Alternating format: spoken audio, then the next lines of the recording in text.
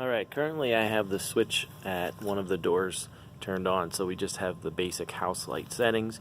If I need to adjust the stage lights or I want to adjust different things out here in the house, I got to turn this light board on. So in the back right hand corner there is a switch. I can turn that on. Take a couple moments for this to turn on, so while we're doing that, I'll show you around the board. Unless you're getting into more complex things, most of the stuff over here isn't needed. We're just basically going to do these presets that we have set up for you. So one thing we want to make sure is that the master fader is all the way up. If we make any changes and this is down, we're not going to be able to see that. So make sure that that's all the way up. We do have a house and some present presets. I also have a white stage preset here and some other ones that are labeled down here that you can play around with to see if it meets your need. Since our board is starting up right now, it's not actually taking over what's happening in the house. As soon as the board takes over, you're going to see the light change a little bit because it has a different setting. So the board is turning on still. And right there we just saw a little bit of a light change. So now if I press a switch at the door, it's not going to change anything.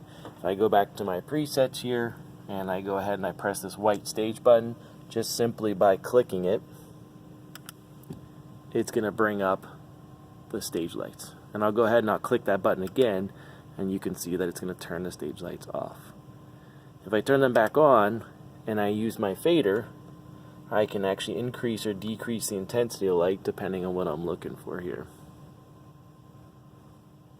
And again, just to turn it off, I'm just going to go ahead and press that button again.